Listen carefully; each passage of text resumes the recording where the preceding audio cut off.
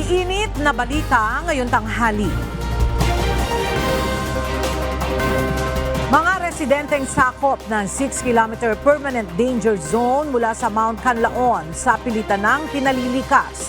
Posibilidad ng mas malakas na pagsabog ng bulkan, pinaghahandaan ng mga residente. Pagpapadala ng tulong sa mga kababayan nating apektado ng pagputok ng Mount Canlaon, tiniyak ni Pangulong Ferdinand Marcos Jr. Service recognition incentive na ibibigay sa public school teachers nais na dagdagan ni Pangulong Ferdinand Marcos Jr. Pasilidad sa loob ng Correctional Institution for Women na paglilipatan kay Mary Jane Veloso inihahanda na. Proseso sa jail transfer inaasikaso na ng Bureau of Corrections. Dalawang Pilipina na biktima ng surrogacy trafficking na harang ng Bureau of Immigration. At South Korean President Yoon Suk-yeol pinagbawalan ng bumiyahe palabas ng bansa. Magandang tanghali mga kasangbahay. Ngayon po ay araw ng Martes, December 10, 2024. Tayo po ay sabayang napapakinggan sa Radyo La Verdad 1350 ang UNTV Radio. At una sa mga balita, ngayon tanghali. Inihayag ng Department of Justice o DOJ na walang kapalit at walang kondisyon na ibinigay ang Indonesian government kaugnay sa paglilipat ng kustodiya kay Mary Jane Veloso sa Pilipinas. Narito ang report ni Dante Amento. Pinirmahan ng Indonesia at Philippine government sa pamamagitan ng Department of Justice o DOJ ang kasunduan ng pagbabalik kay Mary Jane Veloso sa bansa nitong nakaraang linggo. Nilinaw naman ng DOJ na walang kapalit ang pagpayag ng Indonesian government ilipat sa Pilipinas si Veloso. Si Veloso ay mahalagaan niyang testigo laban sa kanyang dating amo kaugnay sa kasong illegal recruitment. She's a very crucial witness dahil naging victim ho siya ng illegal recruitment. No? So, she is the one that will identify kung sino man ang nag-recruit sa kanya, kung sino ang nagpapalikod dun sa sindikato na yon. Dagdag pa ni DOJ spokesperson Assistant Secretary Miko Clavano, wala ring itinakdang kondisyon ang Indonesia sa inaasahang pagpapauwi kay Veloso.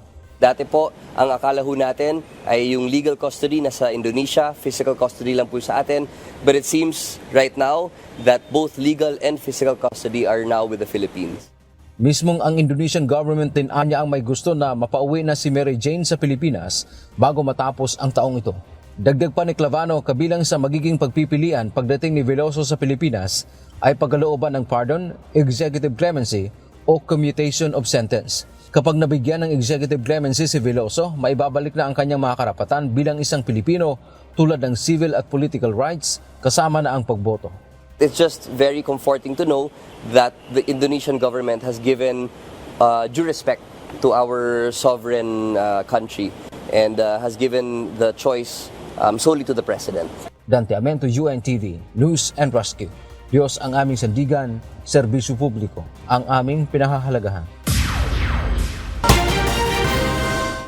Matinding pananabik ang nararamdaman ngayon ng mga anak ni Mary Jane Veloso sa inaasahang pagbabalik nito sa bansa.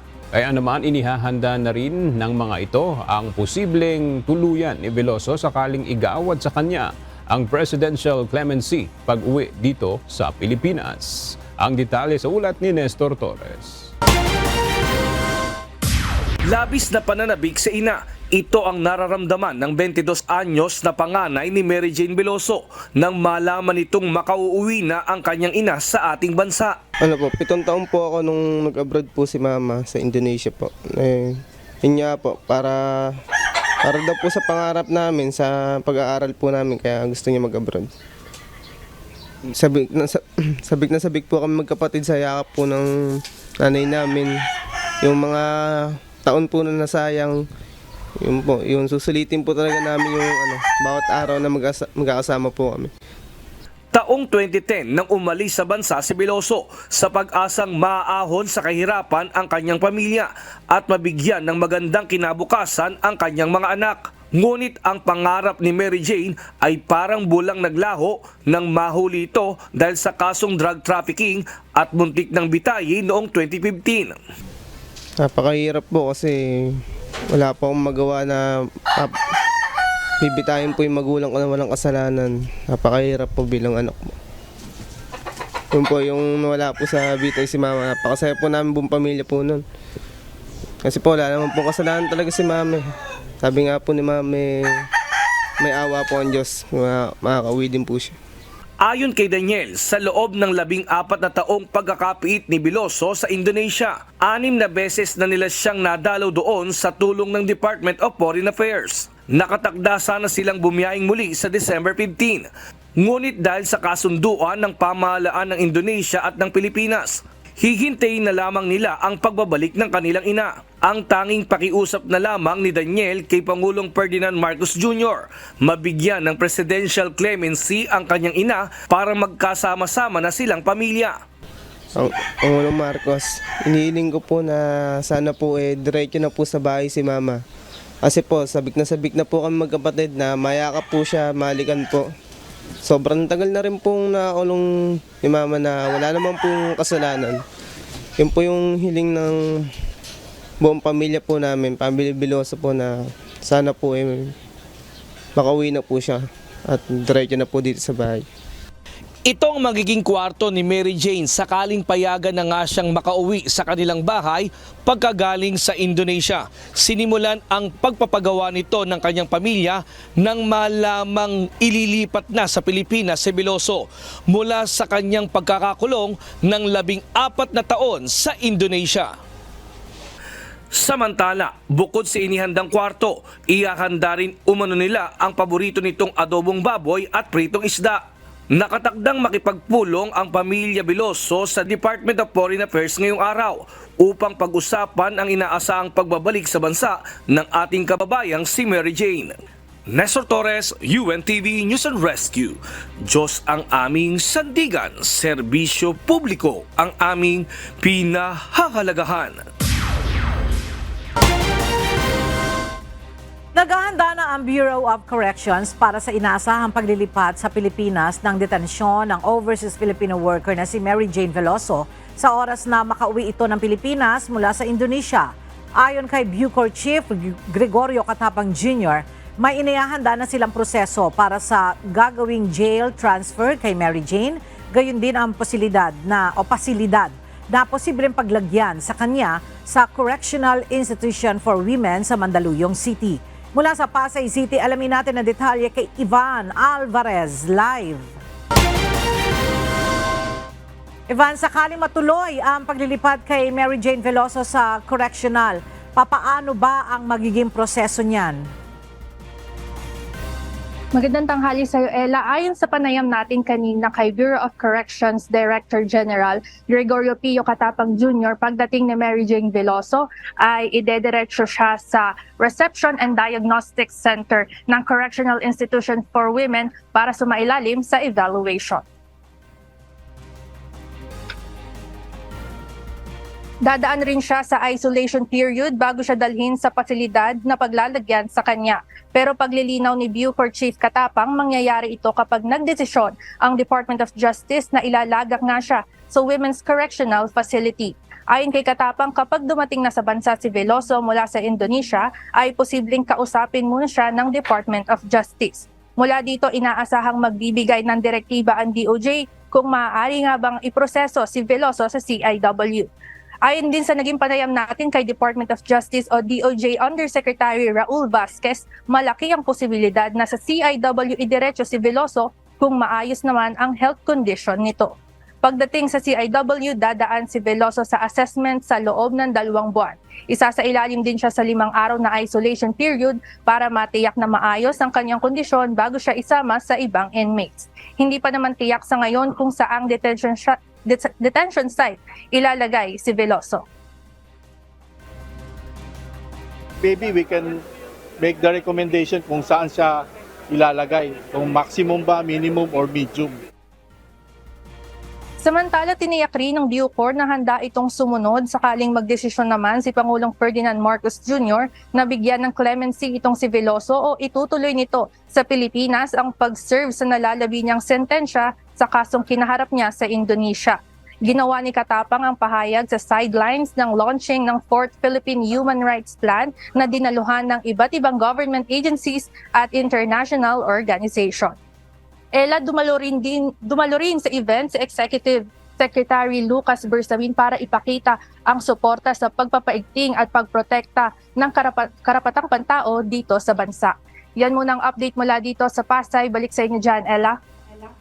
Maraming salamat, Ivan Alvarez.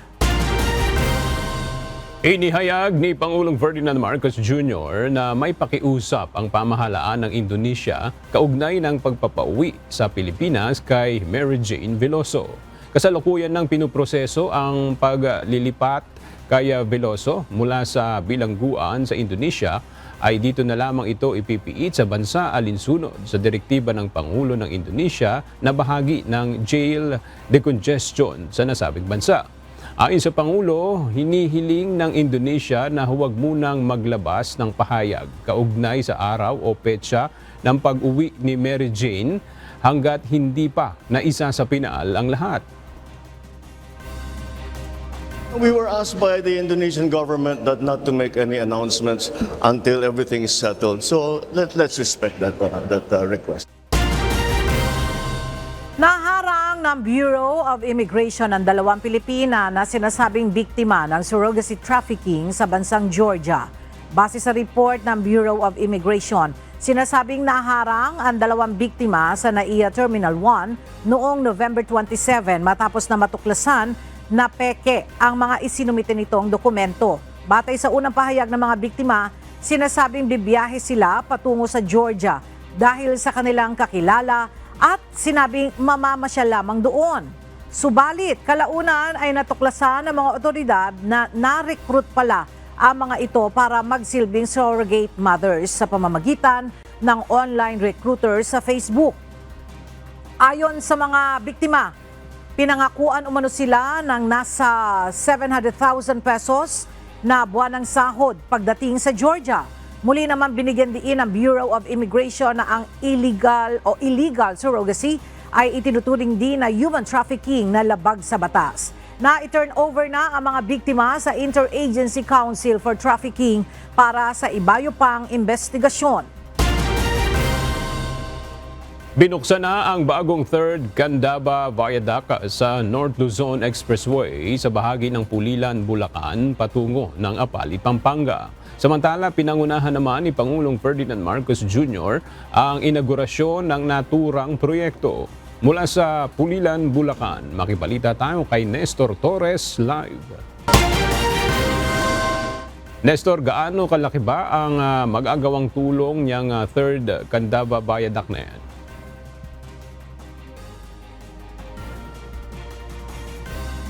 Yes, malaking tulong ito lalo na sa ating mga kababayan, sa mga bumabiyahe, lalo na sa mga motorista papuntang Metro Manila at maging sa Panorte dahil magiging maluwag na ang daloy ng mga sasakyan patungong Norte at Metro Manila.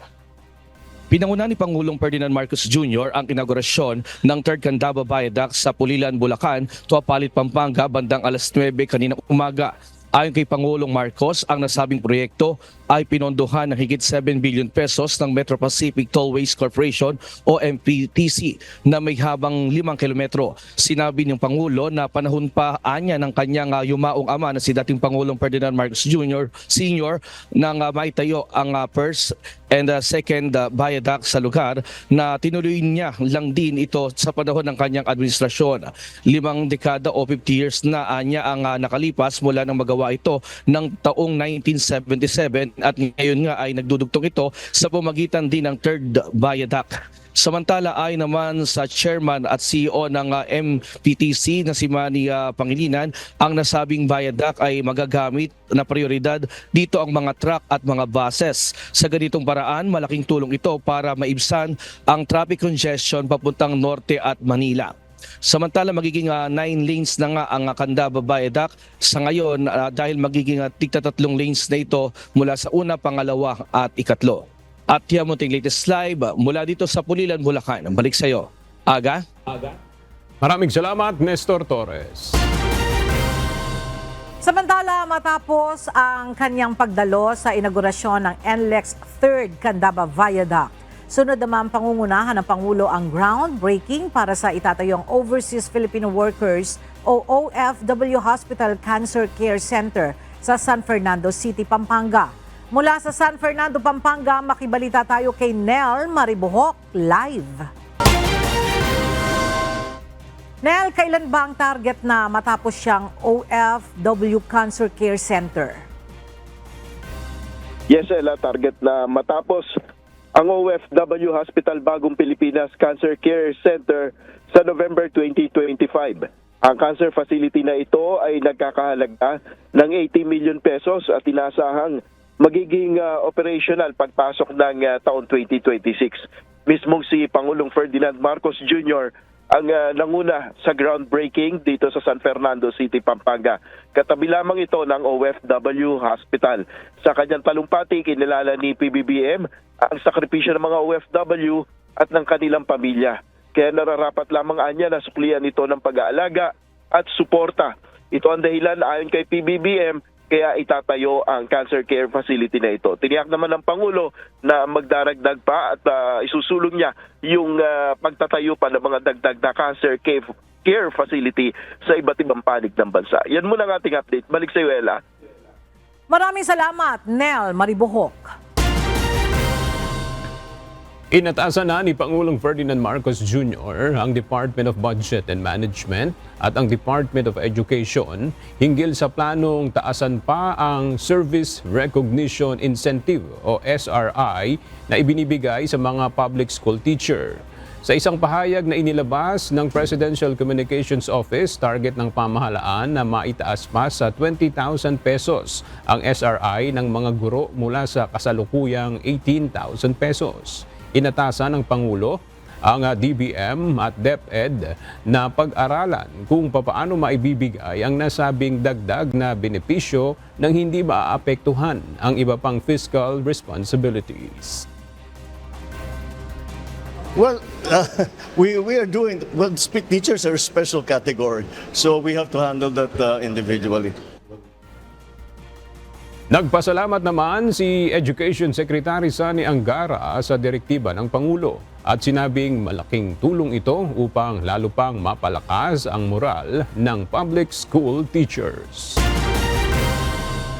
Sa pilitan ng pinalilikas ng mga otoridad ang mga residente sa paligid ng 6-kilometer danger zone ng Bulkang Canlaon. Ito ay upang matiyak ang kaligtasan ng mga residente sakaling lumala pa ang pagsabog ng bulkan. Tiniyak naman ng Department of Social Welfare and Development na sapat ang kanilang family food packs para sa mga evacuee. Mula sa La Castellana, Negros Occidental, makibalita tayo kay Lalaine Moreno live. Lalaine, kumusta ang kalagayan ng mga kababayan nating nagsilikas dyan sa La Castellana at ano na ang update sa aktibidad ng Mount Canlaon? Kailan nasa maayos na kalagayan itong mga evacuees na nagsilika simula pa kahapon hanggang gabi dito sa La Castellana at mayroon naman silang natanggap na relief packs at pati yung kanilang mga tutuluyan at tiniyak naman ng lokal na pamahalaan na tuloy-tuloy ang pagbibigay nila ng tulong dito sa mga evacuees. At update naman tayo sa aktibidad ng bulkan kumpara noong kahapon na talagang kita yung pagbuga ng Bulkang Canlaon. Dito naman ngayong araw ay medyo tahimik ang aktibidad ng bulkan at walang amoy ng asopre na naamoy tayo dito at wala ring mga iba pang mga pagbuga itong Mount Canlaon kumpara doon kahapon. Kabilang Ella dito sa mga sinabi ng Office of the Civil Defense na kailangan na lumikas sa paligid ng 6-kilometer danger zone. Ito yung mga residente na naninirahan sa bayan at syudad ng Bago, La Carlota, La Castellana, Canlaon at San Carlos City. Sila ang kasama sa posibleng maapektuhan kapag muli na namang sumabog ang Bulkang Canlaon o magbuga ng lava, abo at magkaroon ng rockfall. Ayon sa PBOX, posible kasing mag-generate ng PTC o pyroclastic density currents ang Bulkang Kanlaon. Ito ay yung pagbuga na pinaghalong mainit na volcanic gas at abo na mabilis kumalat. Pangunahin sa mga apektuhan ang mga residente na pasok sa loob ng 6-kilometer danger zone. Maliban dito, pinangangambahan din ang pagkakaroon ng lahar flow sakaling umulan naman ng malakas. Ayon sa huling datos ng Office of the Civil Defense, umabot na sa halos 10,000 mga evacuees ang kasalukuyang nanunuluyan sa mga evacuation center. Habang patuloy naman ang paglilikas sa iba pang mga lugar sa probinsya. Tumulong na rin sa paglilikas ng mga residente ang mga tauhan ng Armed Forces of the Philippines at Philippine National Police. Samantala, pinag-aandaan na ng mga lokal na pamahalaan ang muling pagsabog ng mga bulkan o ng Bulkang Kanlaon. Ayon kay DSWD Secretary Rex Gatchalian, may direktiba na ang Pangulo na magpatupad ng preemptive evacuation ang mga LGU para maiwasan ang mas matinding sakuna sa mga residente. May mga pre-position goods tayo. So yun ang gagamitin muna, pero nagpapadala na rin kami ng resupply niya. Tuloy-tuloy yan from both regions kasi right now we're operating out of Region 6 and Region 7. We have more than enough stocks ng family food supply, family food packs sa isla ng Negros. Tiniyak din ng kalihim na sapat ang relief packs para sa mga evacuees para hindi na rin mapilitan ang mga ito na umuwi o bumalik sa kanilang tahanan samantalang delikado pa ang sitwasyon. Mayroon na silang 80,000 na family food packs para sa buong isla ng Negros. Mayroong ring at pinagkaloob na water filtration unit ang DSWD para sa malinis na tubig. Samantala, pinamonitor din ngayon ng Department of Trade and Industry ang napaulat na mataas o pagbebenta ng overpriced na face mask dito sa ilang probinsya ng Negros Occidental. At kanina nga ay kinausap pa rin ni DSWD Secretary Rex Gatchalian, si Mayor Mayor Lacasiliana Romayla Nicor at nakiusap ang alkalde na manghingi ng karagdagang pondo para sa pamibigay ng relief packs dito sa kanilang mga residente kasi itong mga dati nila kasing pondo para sa calamity fund ay naubos na noong pagputok ng Bulkang Kanlaon noong nakaraang Hunyo. Balik sa inyo dyan. Alright, maraming salamat, Lalaine Moreno. Nagsimula na ang mga ahensya ng pamahalaan na kumilos upang rumusponde sa mga naapektuhan ng pagputok ng Mount Kanlaon. Ayon kay Pangulong Ferdinand Marcos Jr., nagsimula na ang pagpapadala ng food packs sa lugar. Gayun din, tiniyak na anya ng Budget Department na may sapat na pondo para sa pagtugon sa apektado ng mga pag-aalboruto ng Mount Kanlaon. First of all, I got the report from si Secretary Rex Gatchalian, who landed already in Negros early this morning. With DBM has already assured me that they are ready. So yes, we are ready to support the families who have been evacuated outside the 6-kilometer danger zone.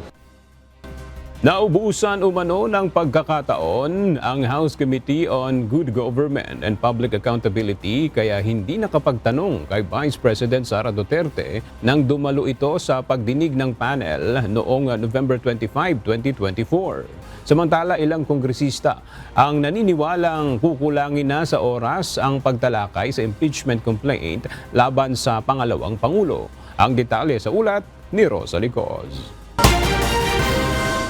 November 25, 2024 nang dumalo sa pagdinig ng House Committee on Good Government and Public Accountability kaugnay ng paggastos ng kanyang confidential funds si Vice President Sara Duterte at ng Department of Education nang ito pa ang kalihim ng kagawaran noong 2023. Nanumpa ito sa harap ng House panel na magsasabi ng katotohanan sa pagdinig. Bagaman ilang oras na natili sa pagdinig, hindi ito tinanong ng mga miyembro ng House Committee kaugnay ng mga sinasabing irregularidad sa paggamit ng confidential funds ng OVP at DepEd. Paliwanag ng House Panel Chairperson na si Manila 3rd District Representative Joel Chua na ubusan umano sila ng pagkakataon. Well, actually, may mga magtatanong supposedly sa kanya, but unfortunately, nagkaroon po ng incident kay Gina Acosta. Kasi yung mga congressman na nando doon, nakapokus muna sila doon sa mga SDO na umattend So siguro kung medyo natagalan pa, pupunta talaga kay BP Sara. Nang tanungin kung hindi ba nasayang ang pagkakataong komprontahin ng Vice Presidente sa mga aligasyon ng anomalya sa paggamit ng confidential funds, ang sagot nito, Hindi po naman dahil nilay muna yung predicate dun sa mga SDO, yun ang pinaka-importante munang tinanong eh. But unfortunately, nagkaroon nga tayo ng emergency situation kaya po hindi po nakaabot kay BP Sara. Samantala, ilang kongresista naman ang naniniwalang kukulangin na sa oras ang pagtalakay sa impeachment complaints laban sa pangalawang Pangulo. 2 reklamong pagpapatalsik sa pwesto na ang inihain sa Kamara at hindi pa ito naire-refer ng House Secretary General sa Office of the Speaker. I think based on the practicality of time talagang kulang. I agree with some of my colleagues.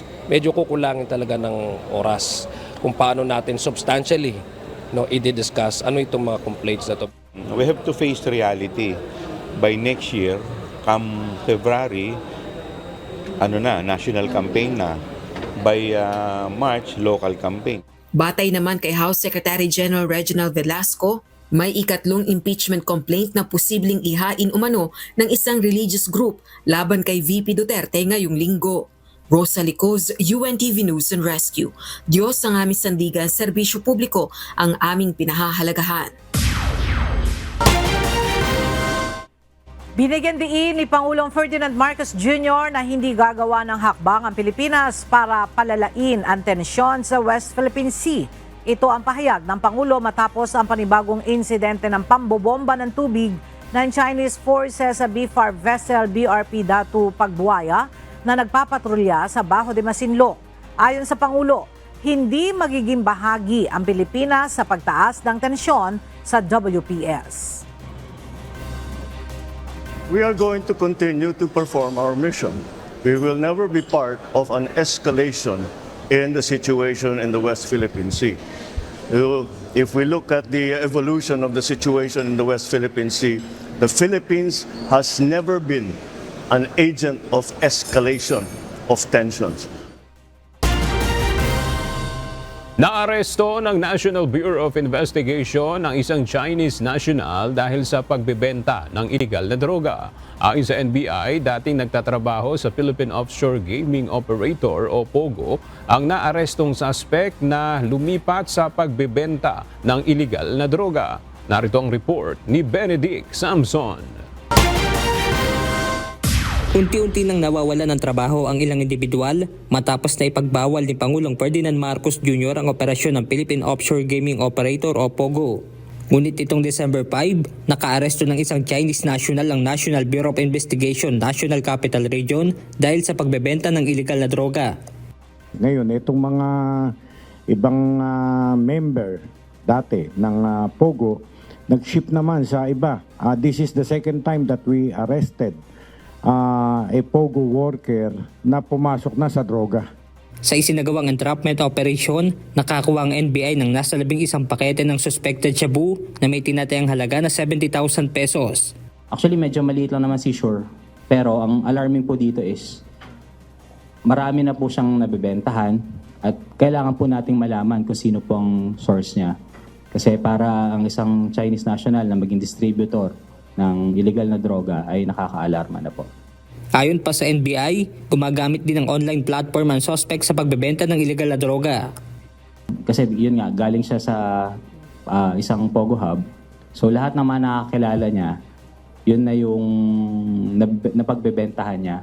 So basically, ang ginagamit nilang app, yung mga WhatsApp, dahil yun yung communication ng mga Chinese. Inaalam pa ng NBI sa Interpol kung may iba pang kaso sa ibang bansa ang naturang suspect. Sa ngayon ay nasa kustodiya na ng NBI ang naarestong suspect na mahaharap sa kasong paglabag sa Comprehensive Dangerous Drugs Act of 2002. Benedict Samson, UNTV News and Rescue. Diyos ang aming sandigan, serbisyo publiko ang aming pinahahalagahan. Dapat imbestigahan ang 13 undocumented Chinese nationals na nakita ng Philippine Coast Guard sa isang dredging vessel sa Bataan. Ito ang inirekomenda ni Senator Risa Hontiveros sa Senate plenary matapos itong maalarma sa iligal na pagpasok ng mga Chinese na nakitaan pa ng uniforme ng People's Liberation Army ng China. Para sa detalye, may report si Asher Cadapan Jr. live. Asher, magsasagawa ba ng sariling investigasyon ang Senado kaugnay ng mga natagpuang undocumented Chinese sa dredging vessel?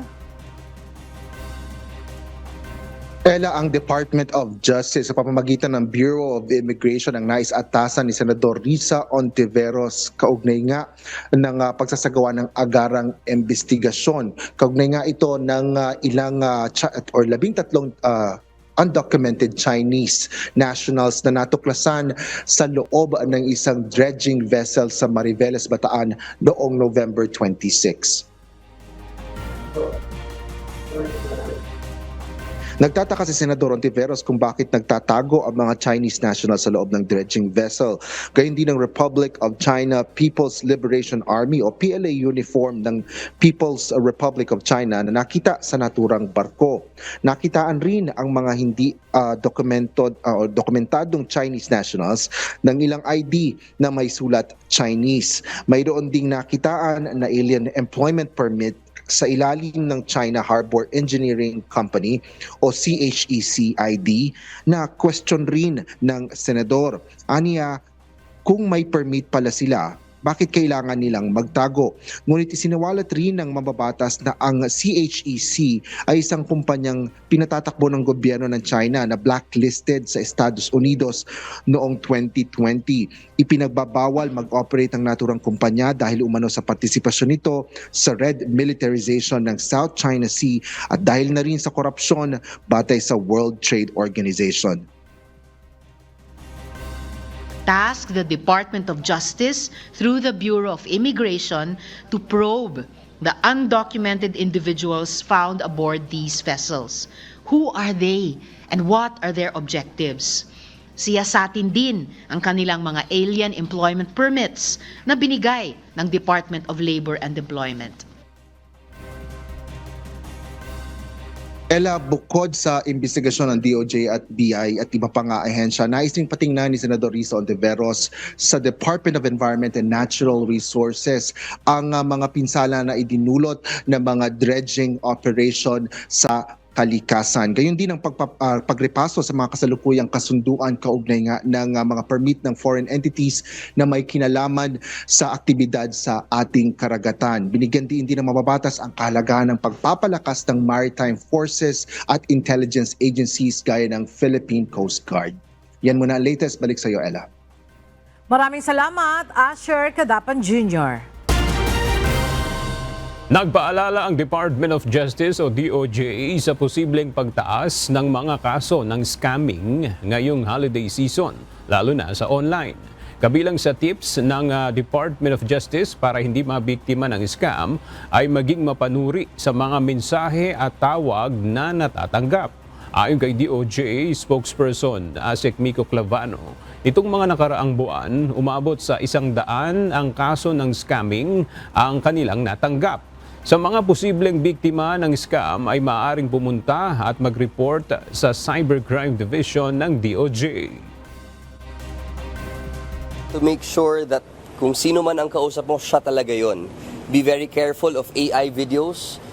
There are certain methods that you can search online to tell kung deepfake ba talaga yan, kung AI ang ginagamit.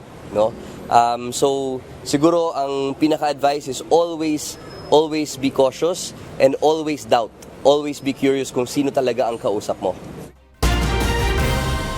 Nanawagan ang mga kaanak ng mga political prisoners sa Supreme Court na palayain na ang mga may sakit at matatanda. Ngayong umaga ay nagtungo ang mga ito sa harapan ng Korte Suprema upang igiit ang kanilang pakiusap kasabay ng Human Rights Day ngayong araw. Mula sa Maynila, makibalita tayo kay Dante Amento, live. Dante, ano ang detalye nitong apela sa Supreme Court ng ilang kaanak ng mga political prisoner? Magandang tanghali, Ella. Nanawagan nga ang ilang kaanak ng political prisoners sa Korte Suprema na i-promulgate o ilabas na ang writ of kalayaan na binalangkas ng hukuman. Nagtungo ang mga ito sa Supreme Court kanina at nagsumite ng sulat para sa mga maestrado kasabay ng Human Rights Day ngayong araw. Pangunahing layon nila Ella ay palayain ang kanilang mga mahal sa buhay na nabilanggo dahil umano sa gawa-gawang krimen tulad noong panahon ni dating Pangulong Rodrigo Duterte. Ang magkapatid na Nico at Simon Villamor ay nakulong ang kanilang lolo at lola. Hiling nila sa pamamagitan ng writ of kalayaan ay makasama ang kanilang lolo at lola na kapwa mahigit 70 years old na sa mga mapalalaya. Nakulong ang mga ito noong 2018 matapos na taniman umano ang ebidensya ng mga otoridad. Ang OWA ko na si Virginia Villamor ay 73 years old na. Noong high school pa lamang po ako, siya ay nakulong na po at naghihintay kami hanggang makalaya siya from the previous administration to the current. Paliwanag ina Nico at Simon, bukod sa matanda na ay sakitin na rin ang kanilang lolo at lola, kaya nararapat lamang na sila ay mapalaya na. Ayon naman sa grupong kapatid, dapat iprioridad na mapalaya ang mga sakitin at matatanda na bilanggo dahil hirap na sila dahil sa mga kulungan, lalo na sa kasalukuyang sitwasyon ngayon na congested o siksikan. Yaman nating update mula dito sa Maynila. Balik sa iyo, Ella. Maraming salamat, Dante Amento. Inaasahang haharap sa Central Office ng Land Transportation Office o LTO ang may-ari ng truck na involved sa multiple vehicle collision sa Katipunan noong nakaraang linggo. Mamayang hapon nakatakda ang patawagan na pagdinig ng LTO sa nangyaring aksidente. Mula sa Quezon City, alamin natin ang detalye kay JP Nunez live. JP, ano ba yung inaasahan sa pagdinig ng LTO ngayong araw? Aga, mamaya-maya lang 1:00 ng hapon, nakatakda yung patawag na unang hearing ng Land Transportation Office o LTO sa driver at may-ari ng truck na nasangkot sa malagim na trahedya noong December 5. Ito yung truck na nawalan umano ng preno at naging dahilan ng karambola ng mga sasakyan at mga motorsiklo sa Katipunan Flyover, C5 Barangay Loyola Heights, Quezon City. Matatanda ang nasa 4 ang nasawi sa aksidente noong nakaraang linggo at nasa 30 individual ang sugatan. Inaasahang dapat nga ay humarap sa LTO ang may-ari ng truck ngayong araw at dapat din siyang magsumite ng written explanation kung bakit siya nag-hire ng isa umanong reckless driver. Ang driver naman ng truck na si Richard Mangupag, kinakailangang magsumite ng written explanation sa LTO kung bakit hindi dapat masuspinde o ma-revoke ang kanyang driver's license dahil sa pagiging improper person to operate a motor vehicle. Bukod dito, dapat din niyang isurrender sa LTO ang kanyang driver's license. Ayon kay LTO Chief Assistant Secretary Attorney Vigor Mendoza II, parte ng investigasyon na gagawin mamaya ay kung merong naging pagkukulang ang employer ni Mangupag. Sa ngayon, meron ng pataw na 90-day suspension ang driver's license ni Mangupag at nakaalarma naman yung truck na sangkot sa aksidente na may plakang RJK 719. Kapag hindi tumugon ang driver ng truck at may-ari nito sa patawag na pagdinig, magdedesisyon ang LTO base dun sa mga hawak nilang ebidensya. Sa ngayon, inaabangan na natin aga dito sa Central Office ng LTO sa Quezon City yung may-ari ng truck para nga doon sa patawag na pagdinig mamaya lang 1:00. Yan muna ating latest live. Balik sa iyo, Aga. Maraming salamat, JP Nunez. Ipinagpapatuloy ngayong araw ng House Quinto Committee ang investigasyon sa manoy manipulasyon sa presyo ng bigas. Ito na ang ikalawang pagdinig ng Super Committee upang tugunan ang issue ng smuggling at price manipulation sa basic commodities. Mula sa House of Representatives, makibalita tayo kay Rosalie Coz live. Rosalie, ano ang mga natalakay sa pagdinig ng Super Committee?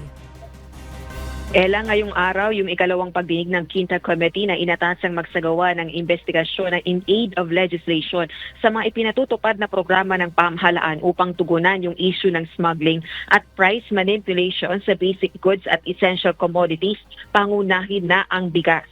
Sa isinagawang unang hearing noong nakalipas na buwan, inatuklasan na simula noong November 2023, mula 3 pesos tumaas sa 20 pesos per kilo yung landed price ng imported rice at domestic retail price. Kaya naman, iniimbestigahan ng Super Committee ang nasa top 1,000 importers upang matukoy ang extent ng concentration ng market power. Batay kasi sa ulat ay nasa 36% ng total imports ang top 10 rice importers. Sa kabila rin ng pagtaas ng stocks ng bigas sa bansa, mataas pa rin ang presyo ng staple food. Panawagan ng mga miyembro ng Quintacom sa mga ahensya ng pamahalaang ang mandato ay magpatupad ng mga hakbang para bantayan yung presyo ng mga pangunahing bilihin, gawin yung kanilang trabaho. Ito ay lalo na't may malinaw anilang sabuatan sa pagitan ng rice importers at traders para i-manipulate ang presyo ng bigas.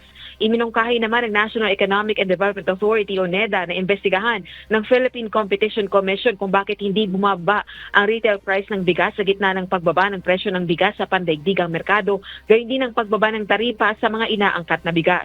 Binubuo ang Super Committee o Quintacom ng Ways and Means, Trade and Industry, Agriculture and Food, Social Services at Special Committee on Food. Balik sa iyo, Ella. Maraming salamat, Rosalie Coz, live na nag-uulat mula sa House of Representatives. Kasalukuyang inilalatag ngayon ng Department of Education, Regional Office 5, ang kabuuang naging pinsala ng magkakasunod na bagyo na naranasan sa rehiyon. Sa press conference, sinabi ng kagawaran na nasa 1,337 ang mga nasirang classroom sa Bicol Region dahil sa bagyong Christine at bagyong Pepito. Para sa detalye, may report si Ryan sa Latandol Live. Ryan, meron na bang ginagawang hakbang ang DepEd Bicol hinggil sa mga nasirang paaralan sa rehiyon? Yes, umabot na nga sa mahigit 100 bilyong piso ang program support fund ng DepEd na nagastos para dito sa mga programa ng pagsasaayos ng edukasyon dito sa buong Bicol Region.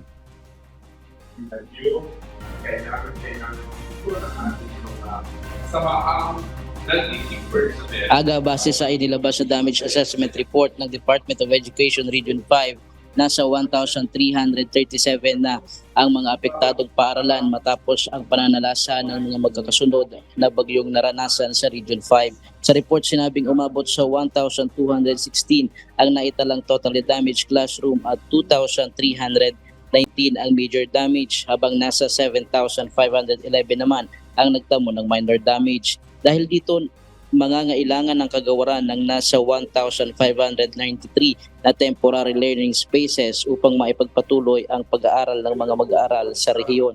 Base sa canvassing, bawat TLS ay nagkakahalaga ng 300,000 pesos, kaya naman kinakailangan pa ng mga dagdag na tulong ng departamento upang maging maayos ang kalagayan ng mga mag-aaral sa kanilang pagpasok sa eskwela.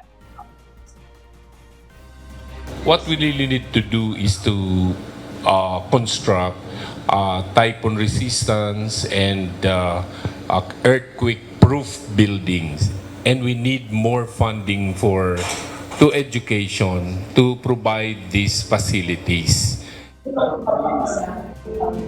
Prioridad ng kagawaran ang probinsya ng Camarines Sur at ang isla ng Catanduanes na pangunahing naapektuhan ng bagyong Christine at Pepito. Bukod pa dito ang 70,688 na mga nasirang furniture at 868,875 na mga learning materials. Gayunman, ang nagpapatuloy ang mga learning recovery efforts ng DepEd 5 sa lahat ng mga paaralang naantala ang pag-aaral dahil sa nagdaang kalamidad. Pagtitiyak na lamang ng DepEd na makabawi ang mga mag-aaral sa ilang linggong hindi nakapasok sa paaralan sa pamamagitan ng iba't ibang learning delivery modules na sinasagawa ng departamento. Bukod dito sa ginawang assessment ng DepEd 5 dito sa damage report ng dalawang bagyong nagdaan, ay binigyan din ng pagkilala ang UNTV dahil sa walang humpay na partnership dito sa Department of Education. Nakatanggap ng Education Advocacy Award ang UNTV na ibinigay naman ng Department of Education dito ngayon sa isinagawang press conference. Maraming salamat, Ryan Salatandol.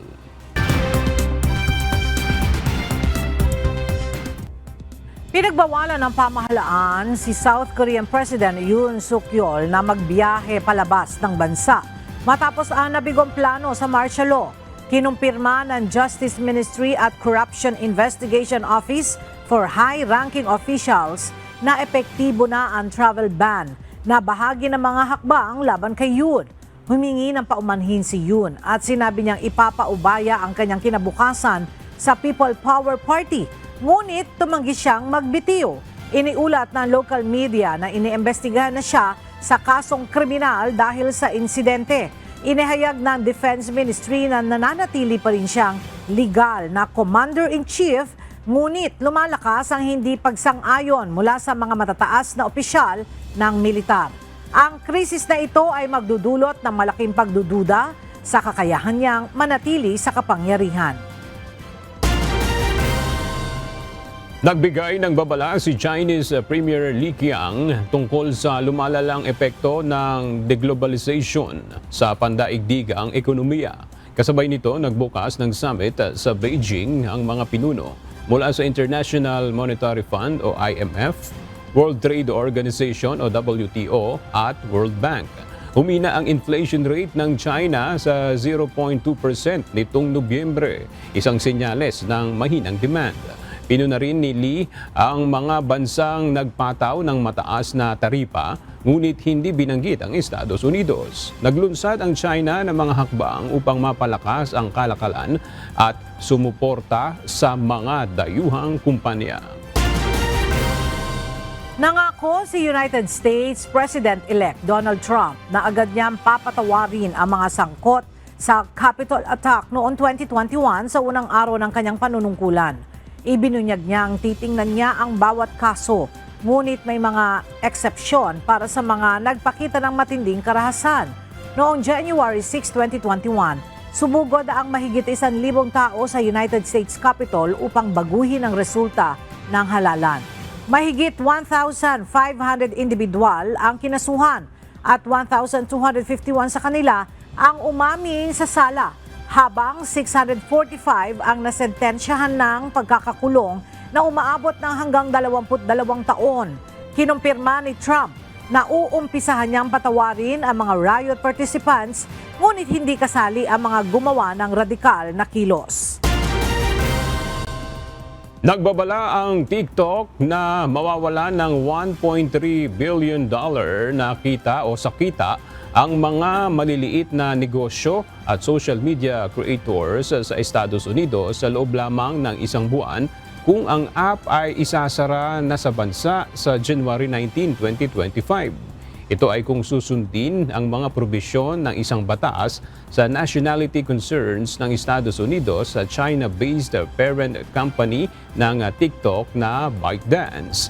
Sa isang court filing nitong Lunes, December 9, hiniling ng TikTok at ByteDance sa Korte Suprema na baliktarin ang kamakailang desisyon ng US Court of Appeals na nagpapatibay sa isang batas na mag-uutos sa mga app store na pinapatakbo ng Apple at Google at mga internet provider na itigil ang pagsuporta sa TikTok sa January 19 maliban kung ibebenta ito ng ByteDance. Kung epektibong isasara ang TikTok sa Estados Unidos sa Enero, mawawalan ng higit sa $1 billion sa kita ang mga maliliit na negosyo sa Amerika. Ito ay kahit na alisin na ang ban pagkatapos lamang ng isang buwan. Mga kasangbahay, kung mayroon kayong hindi napanood na balita o nais nyong muling mapanood ang CNews, maaari nyo itong balikan sa aming mga official social media account. I-like at i-follow lamang ang UNTV News and Rescue Facebook account at i-click ang subscribe button sa UNTV News and Rescue YouTube channel. Mapapanood nyo rin po rito ang iba pang news programs ng UNTV pati na ang iba pang video na nag-iisang public service channel. Kaya subscribe, like, and share. Narito naman ang salita ng Diyos na ating sandigan mula sa Aklat ng Santiago, Kapitulo 1, versikulo 6 at 8 na nagsasabi, "Ngunit humingi siyang may pananampalataya na walang anumang pag-aalinlangan, sapagkat yaong nag-aalinlangan ay katulad ng isang alo ng dagat na itinutulak ng hangin at ipinapadpad sa magkabi-kabila. Ang taong may dalawang akala ay walang tiyaga sa lahat ng kanyang mga paglakad."